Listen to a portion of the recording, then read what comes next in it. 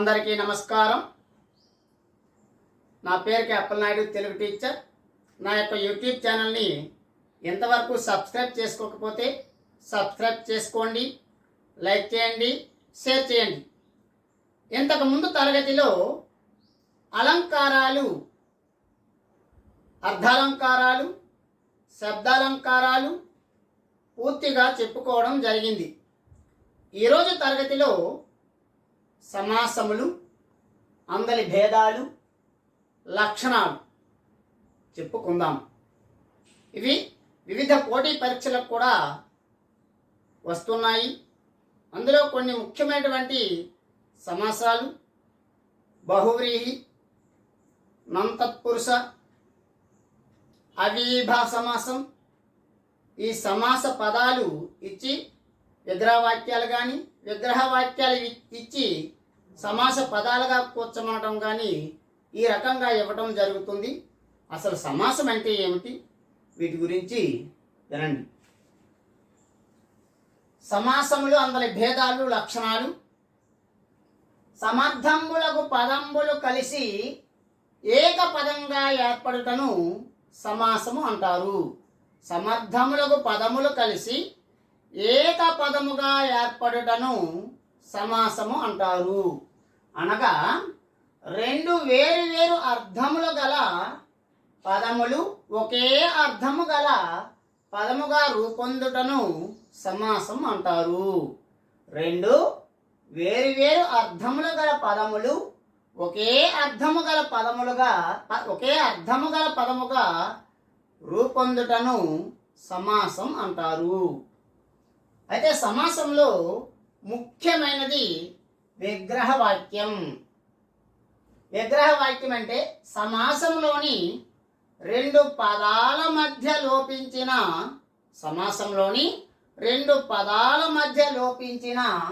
విభక్తి ప్రత్యయాలు లేదా ప్రత్యేక పదాలు చేర్చి సమాసం యొక్క అర్థం వివరించడం. విగ్రహవాక్యం అంటే ఏంటి? సమాసంలోని రెండు పదాల మధ్య లోపించిన విభక్తి ప్రత్యయాలు. విభక్తి ప్రత్యయాలు అంటే ఏంటి? పదాల మధ్య సంబంధాన్ని తెలియజేసేవే విభక్తులు, విభక్తి ప్రత్యయాలు. అలా ప్రత్యేక పదాలు చేర్చి సమాసం యొక్క అర్థం వివరించడమే విగ్రహవాక్యం. ఉదాహరణకి రాజాజ్ఞ, రాజు యొక్క ఆజ్ఞ. రాజాజ్ఞ అంటే ఏంటి? దానికి విగ్రహవాక్యం అంటే సమాస పదం యొక్క అర్థం ఏంటి? రాజు యొక్క ఆజ్ఞ.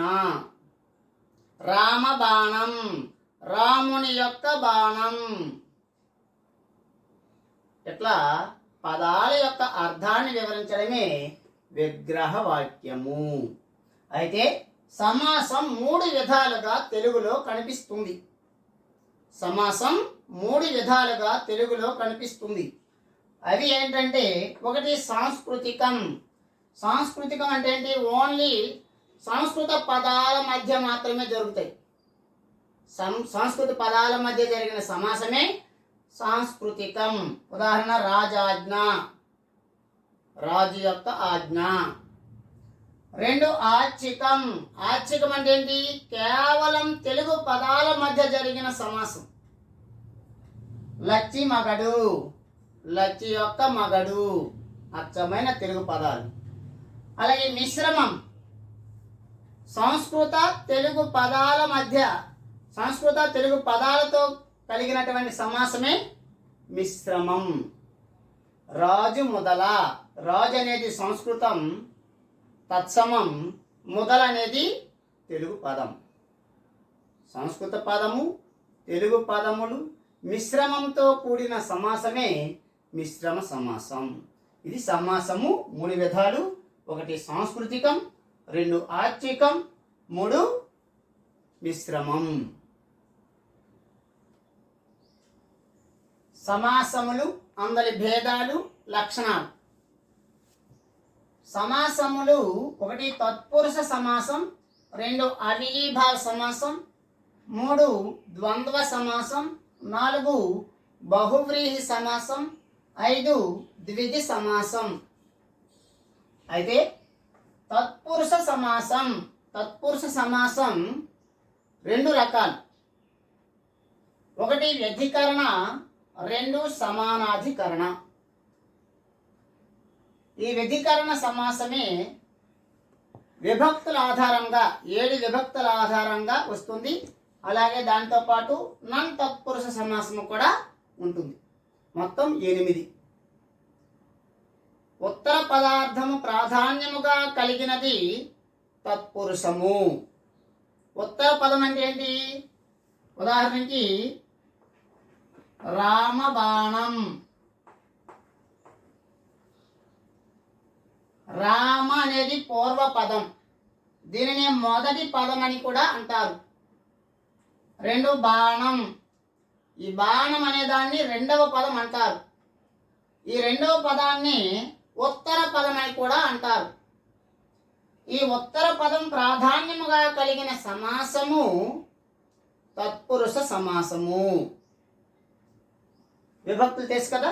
ప్రథమ విభక్తి డు, ము, వు, లు. ద్వితీయ నిన్, నున్, లన్, కూర్చి, గురించి. తృతీయ చేతన్, చేన్, తోన్, తోడన్. చతుర్థి కొరకున్, కై, కోసం. పంచమి వలన, కంటెన్, పట్టి. షష్ఠి కి, కు, యొక్క, లోన్, లోపలన్. సప్తమి అందు, నా. సప్తమి. ఇవి 7 విభక్తులు.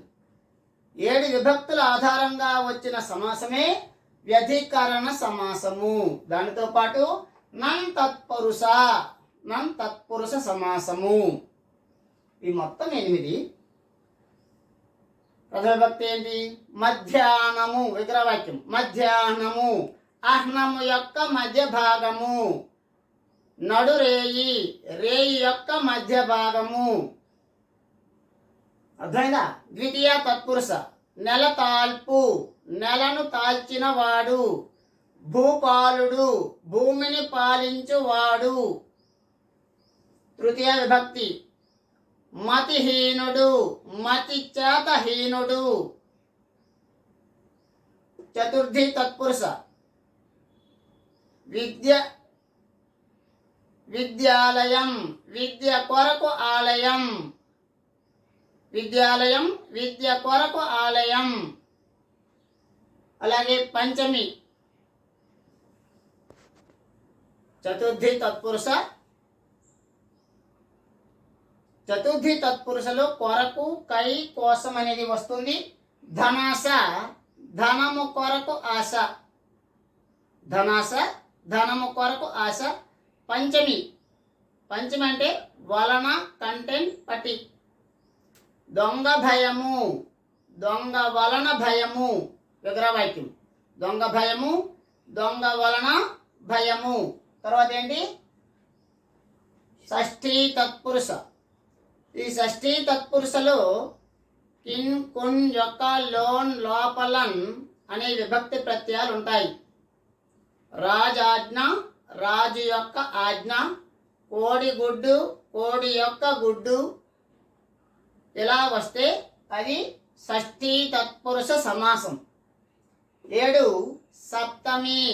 సప్తమి తత్పురుష అందు, నా. సప్తమి తత్పురుష అంబర వీధి, అంబరము అందలి వీధి. అంబరమందలి వీధి. కంటి నీరు, కంటి అందలి నీరు.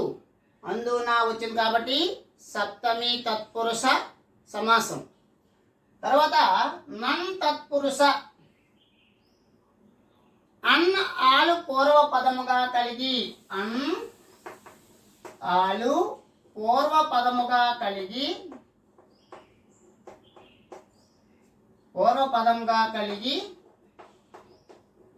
అన్, ఆలు పూర్వ పదంగా కలిగి వ్యతిరేకార్థం ప్రాధాన్యంగా కలిగిన సమాసం.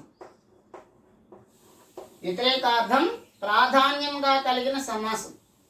అన్, ఆలు పూర్వ పదముగా కలిగి వ్యతిరేకార్థం ప్రాధాన్యముగా కలిగిన సమాసమే నన్ తత్పురుష సమాసం. ఉదాహరణ అసాధ్యం.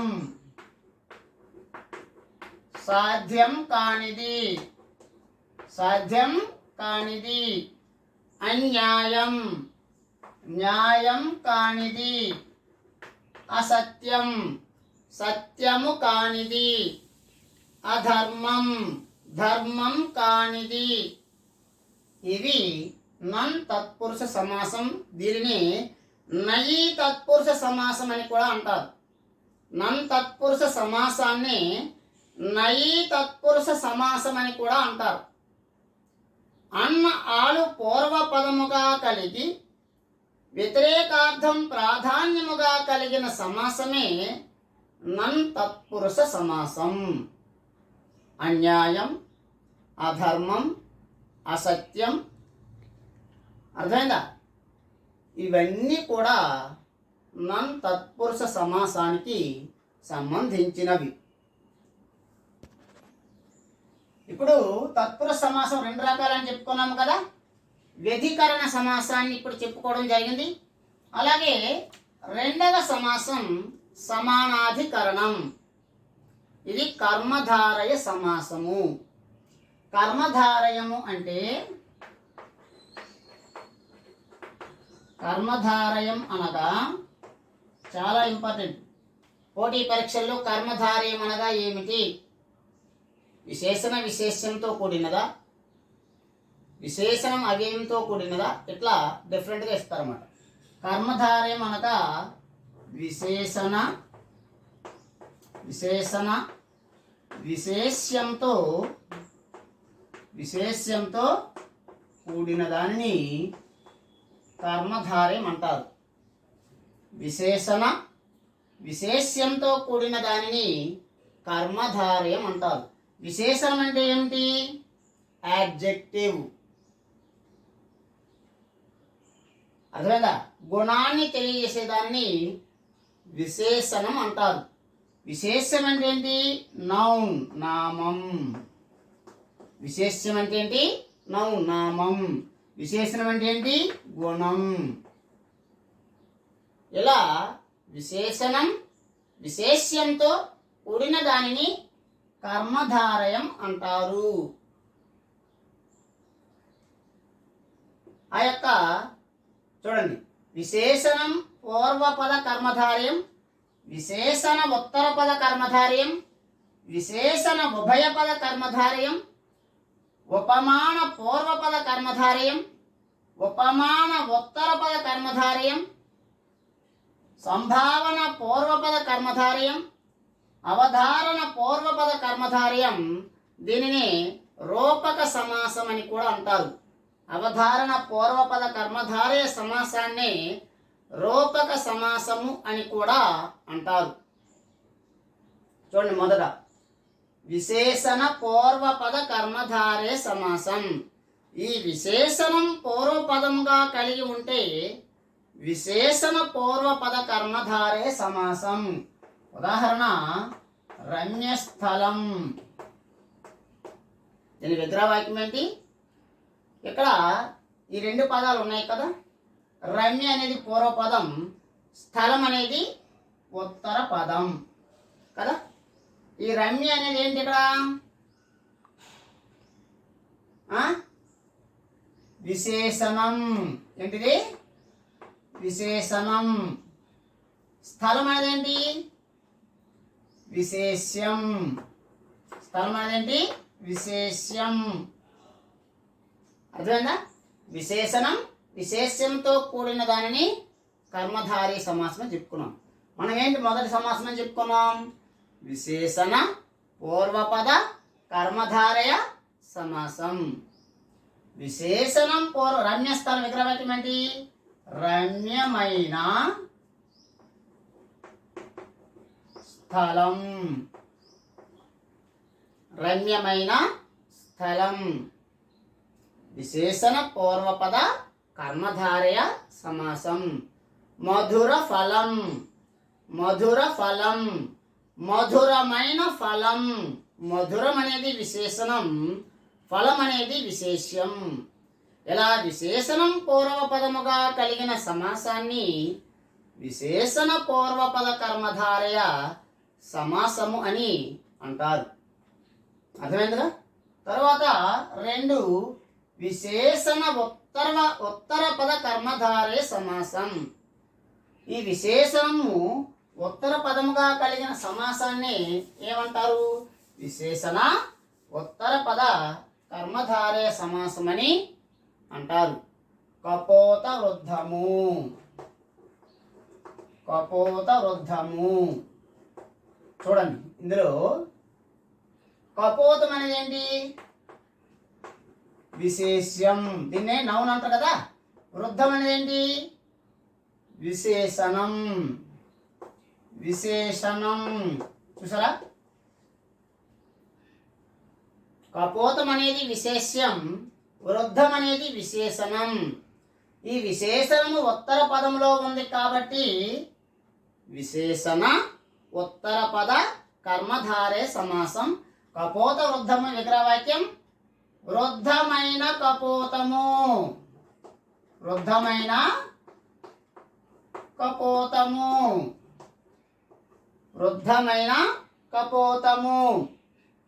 అర్థమైందిగా?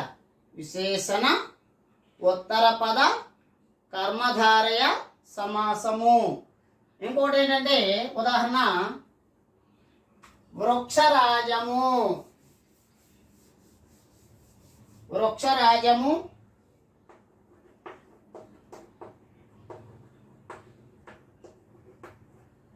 వృక్షరాజము శ్రేష్టమైన వృక్షము.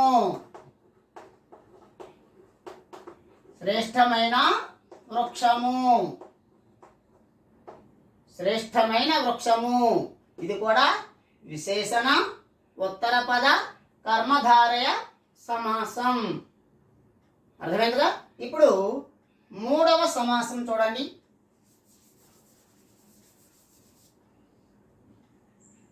చూడండి, విశేషణ ఉభయ పద కర్మధారయ సమాసం. విశేషణం అంటే చెప్పుకున్నాం కదా. విశేషణం అంటే ఏమిటి? విశేషణం అంటే గుణాన్ని తెలియజేసేది అని చెప్పుకున్నాం కదా.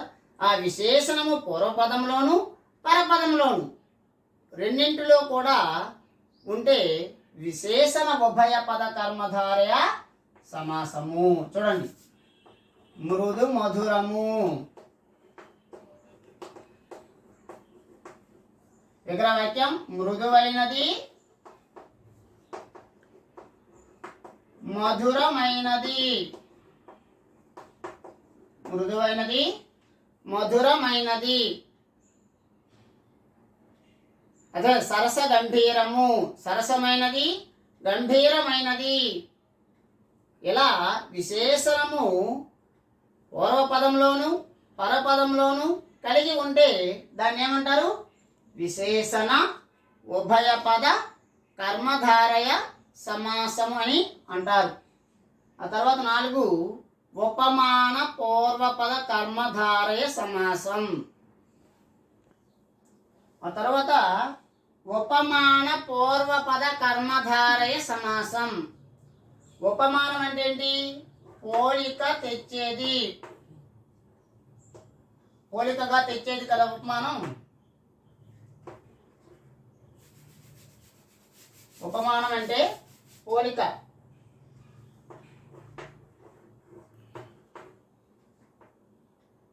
పోలిక తెచ్చేది ఉపమానం.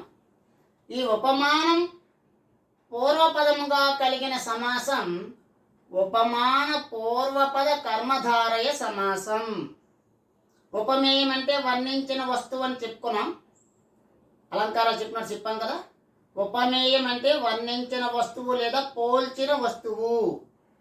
ఆ పోలికగా తెచ్చుకున్న వస్తువే ఉపమానం.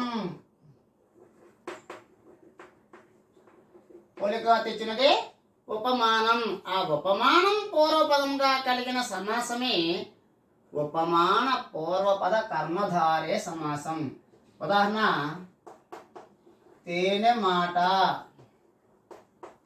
తేనె వంటి మాట. తేనె మాట, తేనె వంటి మాట. అలాగే చిగురు కేలు, చిగురు వంటి కేలు, చిగురు వంటి కేలు. ఇవి ఉపమాన పూర్వపద కర్మధారయ సమాసానికి ఉదాహరణలు. తర్వాత ఏముంది? ఉపమాన ఉత్తర పద కర్మధారయ సమాసం. ఉపమాన ఉత్తర పద కర్మధారయ సమాసం. ఇందులో చూడండి, ఉపమానం ఉత్తర పదంగా కలిగిన సమాసం ఉపమాన ఉత్తర పద కర్మధారయ సమాసం. ఉదాహరణ చూడండి, ముఖ పద్మము.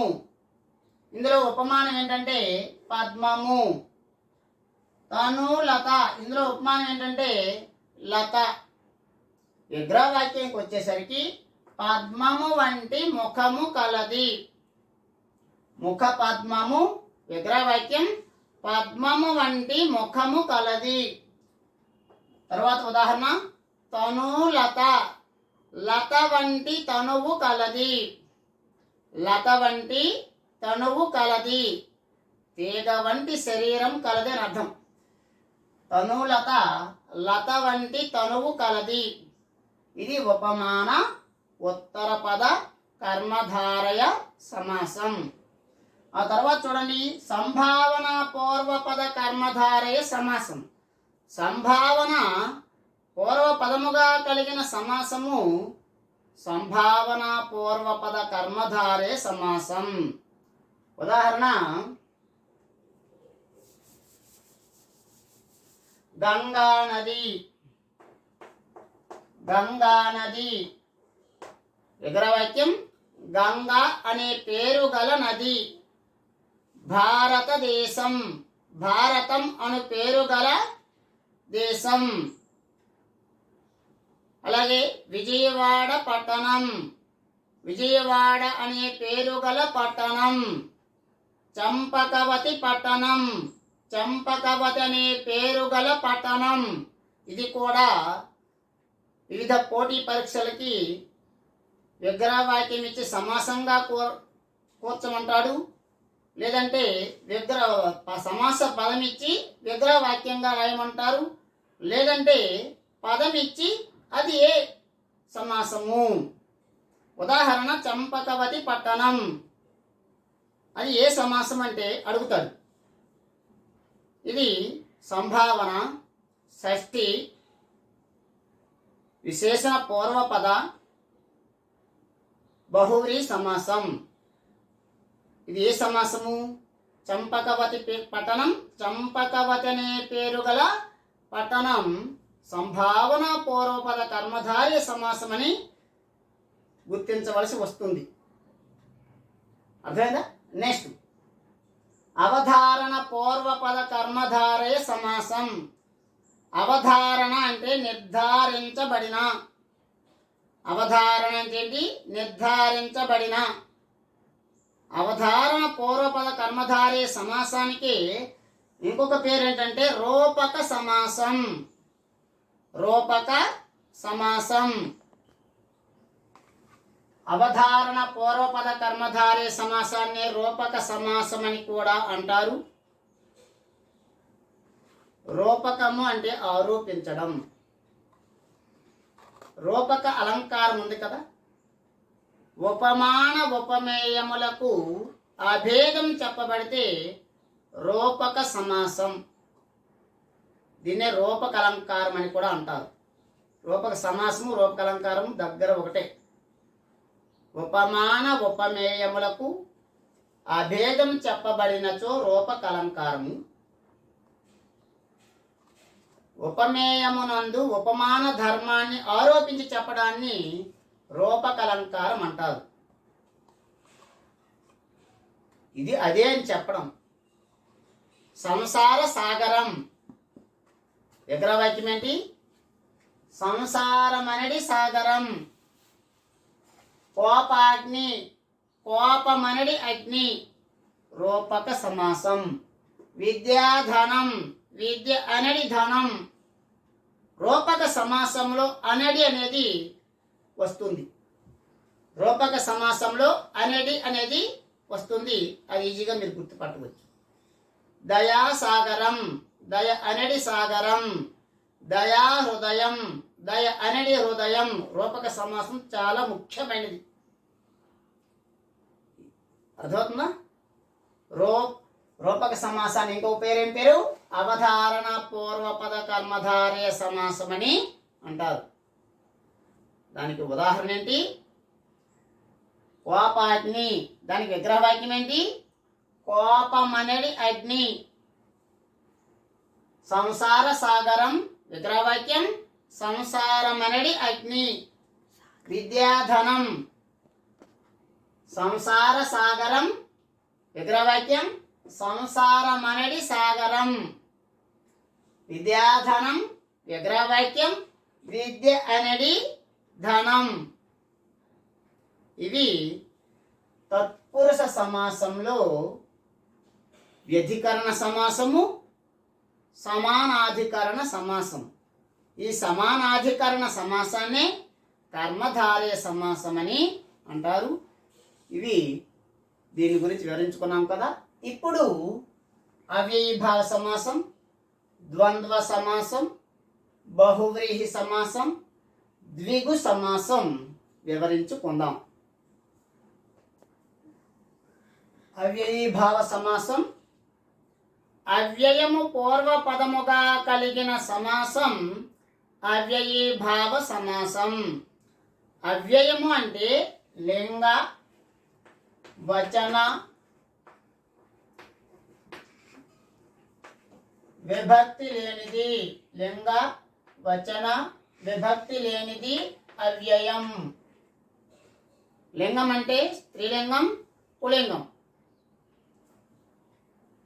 వచనం అంటే ఏకవచనం, బహువచనం. విభక్తులంటే ప్రథమా విభక్తి నుండి సప్తమి తత్పురుష సమాసం వరకు. ఈ విభక్తులు ఏవీ లేకుండా, వచనాలు లేకుండా, లింగభేదాలు లేకుండా ఉన్నటువంటి దానినే అవ్యయం అని అంటారు. ఆ అవ్యయము పూర్వపదముగా కలిగిన సమాసమే అవ్యయీభావ సమాసము. సంధులైతే పూర్వపదం, పరపదం. సమాసంలో వచ్చేసరికి పూర్వపదం, ఉత్తర పదం. ఓకే, దీనికి ఉదాహరణ చూడండి. ప్రతిదినం. ఇందులో అవ్యయం చూడండి. ప్రతిదినం. ఇందులో అవ్యయం ప్రతి. ఇందులో అవ్యయం ఏంటి? ప్రతి. విగ్రహవాక్యం దినము దినము. ప్రతిదినము సమాస పదం. దానిలో ప్రతి అనేది అవ్యయం. దానికి విగ్రహవాక్యం దినము దినము. రెండు చూడండి. యథాశక్తి. ఇందులో అవ్యయం ఏంటి? యథ. విగ్రహవాక్యం శక్తిని అనుసరించి. శక్తిని అనుసరించి. నెక్స్ట్ అనువర్షం. వర్షమును అనుసరించి. వర్షమును అనుసరించి. ఉపవనం. వనమునకు సమీపం. ఉపవనం వనమునకు సమీపం. ప్రతి, యథ, అను, ఉప ఇవన్నీ కూడా అవ్యయాలు. ఈ అవ్యయాలు పూర్వపదముగా కలిగిన సమాసమే అవ్యయీభావ సమాసం. ఈ అవ్యయీభావ సమాసం చాలా ముఖ్యమైనది. వివిధ పోటీ పరీక్షల్లో కూడా ఇస్తున్నాడు. అనువర్షం విగ్రహవాక్యం వర్షమును అనుసరించి, వర్షాన్ని లేకుండా చేసి. అర్థమైందా? ఇట్లా ఆబ్జెక్టివ్ ఇచ్చి ఆ సమాస పదాన్ని గుర్తించడం. అనువర్షం వర్షమును అనుసరించి విగ్రహవాక్యం. అలాగే ప్రతిదినం విగ్రహవాక్యం దినము దినము. ప్రతి యొక్క దినము, దినము యొక్క దినము. ఎట్లా విగ్రహవాక్యలు ఇస్తారు. దానిలో సరైన పదం ఏంటి? ప్రతిదినం. విగ్రహవాక్యం దినము దినము. ఇట్లా అను, ఉప, ప్రతి, యథ ఇవన్నీ కూడా అవ్యయాలు. ఇది అవ్యయీభావ సమాసం. తర్వాత ద్వంద్వ సమాసం. ద్వంద్వ సమాసం ఉభయ పద అర్థం ప్రాధాన్యముగా కలిగిన సమాసం ద్వంద్వ సమాసం. ఉభయ పద అర్థ ప్రాధాన్యముగా కలిగిన సమాసం ద్వంద్వ సమాసం. దీనిలో రెండు పదాలకి సమాన అర్థ ప్రాధాన్యత ఉంటుంది. రెండు పదాలకి సమాన అర్థ ప్రాధాన్యత ఉంటుంది. అలాగే రెండు కూడా పూర్వ పదము ఉత్తర పదము ఈ రెండు పదాలు కూడా నామవాచకాలుగానే ఉంటాయి. నామవాచకాలుగానే ఉంటాయి. చూడండి, తల్లిదండ్రులు, తల్లియును తండ్రియును విగ్రహవాక్యం. తల్లిదండ్రులు సమాస పదం, దానికి విగ్రహవాక్యం తల్లియును తండ్రియును. కూరగాయలు, కూరయును కాయయును, కూరయును కాయయును. రామ లక్ష్మణులు, రాముడను లక్ష్మణుడను. తల్లి మరియు తండ్రి అంటారు. చిన్న క్లాసులకు అయితే తల్లి మరియు తండ్రి అంటారు. కానీ 8th, 9th, 10th ఈ తరగతులకు వచ్చేసరికి తల్లియును తండ్రియును అని మాత్రమే రాయాలి. తల్లి మరియు తండ్రి కాదు. చిన్నపిల్లలకు అర్థం కావడం కోసం అది ఈజీగా చెప్పే విధానం అది. తల్లిదండ్రులు, తల్లియును తండ్రియును విగ్రహవాక్యం. కూరగాయలు, కూరయును కాయయును విగ్రహవాక్యం. రామలక్ష్మణుడు, రాముడను లక్ష్మణుడను విగ్రహవాక్యం. ఓకే. అక్క చెల్లెళ్ళు, అక్కయ్యను చెల్లెలను ద్వంద్వ సమాసం. అన్నదమ్ములు, అన్నయ్యను తమ్ముడను ద్వంద్వ సమాసం. ఇవి ద్వంద్వ సమాసము ఈజీగానే గుర్తించవచ్చు. ద్వంద్వము అంటే ఉభయ పద అర్థ ప్రాధాన్యముగా కలిగిన సమాసము ద్వంద్వ సమాసము. పూర్వపదానికి ఉత్తర పదానికి సమాన అర్థ ప్రాధాన్యత కలిగి ఉంటుంది కాబట్టి ఇది ద్వంద్వ సమాసము. ద్వంద్వము అంటే రెండు. ఓకే. తర్వాత బహువ్రీహి సమాసము. బహువ్రీహి సమాసం అన్యపద అర్థం ప్రాధాన్యంగా కలిగిన సమాసం. అన్యపద అర్థం ప్రాధాన్యంగా కలిగిన సమాసం బహువ్రీహి సమాసం. ఈ బహువ్రీహి సమాసంలో పూర్వ మరియు ఉత్తర పదములకు ప్రాధాన్యము లేక, పూర్వ మరియు ఉత్తర పదములకు ప్రాధాన్యము లేక వేరొక పదమునకు ప్రాధాన్యత ఉంటుంది. వేరొక పదానికి ప్రాధాన్యత ఉంటుంది. చూడండి, ఉదాహరణ, దీనిలో పురుష పదాలైతే కలవాడు, స్త్రీ పదాలైతే కలది వస్తుంది. ఈ సమాసంలో కలది, కలవాడు తప్పనిసరిగా ఉంటాయి. కలది, కలవాడు తప్పనిసరిగా ఉంటాయి. ఈ కలది కలవాడు వచ్చిందంటే అది బహువ్రీహి సమాసం. కలది కలవాడు వచ్చిందంటే అది బహువ్రీహి సమాసం. ఇది బండ గుర్తుపెట్టుకోండి. చూడండి, అన్య పదార్థం ప్రాధాన్యంగా కలిగిన సమాసం బహువ్రీహి సమాసం. సమాసంలోని పూర్వ మరియు ఉత్తర పదాలకు ప్రాధాన్యత లేక వేరే పదానికి ప్రాధాన్యత ఉన్నట్లయితే దానిని బహువ్రీహి సమాసం అంటారు. ఉదాహరణ చూడండి, చతుర్ముఖుడు. చతుర్ముఖుడు సమాస పదం, దానికి విగ్రహవాక్యం 4 ముఖములు కలవాడు. 4 ముఖములు కలవాడు ఎవరు? బ్రహ్మ. చూసారా, ఈ చతుర్ముఖుడు రెండు పదాలకి కూడా ప్రాధాన్యత లేదు, వేరే పదానికి ప్రాధాన్యత కలిగింది. చతుర్ముఖుడు 4 ముఖములు కలవాడు ఎవరు? బ్రహ్మ. ఆ తర్వాత రెండో చూడండి, త్రినేత్రుడు 3 నేత్రములు కలవాడు. త్రినేత్రుడు 3 నేత్రములు కలవాడు ఎవరు? శివుడు. త్రినేత్రుడు 3 నేత్రములు కలవాడు శివుడు. చాలా మంది సందేహం ఏంటంటే ఇది సంఖ్యావాచకం పూర్వపదంగా కలిగి ఉంది కదా, అది ద్విగు సమాసం అవుతుంది కదా అని చాలామంది విద్యార్థులు అడుగుతూ ఉంటారు అన్నమాట. అర్థమైందా? కానీ సంఖ్యావాచక విశేషణం ఉన్నప్పటికీ కూడా ఇక్కడ ఏమవుతుందంటే వేరే పదానికి ప్రాధాన్యత ఉంటుంది, అందున కలది కలవాడు తప్పనిసరిగా ఉంటుంది. కాబట్టి ఇది బహువ్రీహి సమాసం. తర్వాత చూడండి, పద్మనాభుడు. పద్మము నాభియందు కలవాడు ఎవరు? విష్ణువు. పద్మనాభుడు పద్మము నాభియందు కలవాడు విష్ణువు. చంద్రముఖి చంద్రబింబము వంటి కలది. ఎవరైతే వాళ్ళు. అర్థమవుతుందా? చంద్రముఖి చంద్రబింబము వంటి ముఖము కలది.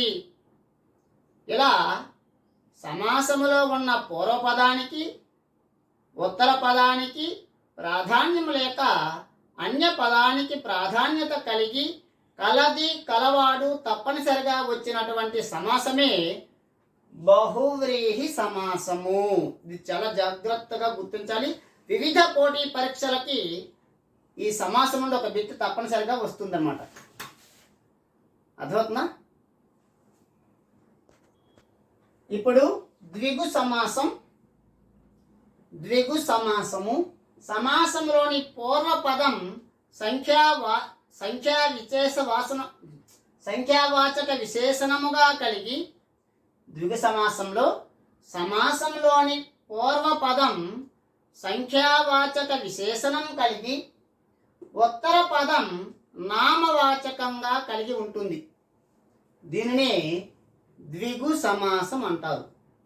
సంఖ్యావాచక విశేషణం పూర్వపదముగా కలిగి ఉత్తర పదం నామవాచకంగా కలిగిన సమాసమే ద్విగు సమాసము. అర్థమైందా? ఇక్కడ చూడండి, అష్ట పూర్వపదం, దిగ్గజములు నామవాచకం. ఈ పూర్వపదం అనేది ఏంటి? సంఖ్య. దిగ్గజములు ఏంటి? నామవాచకం.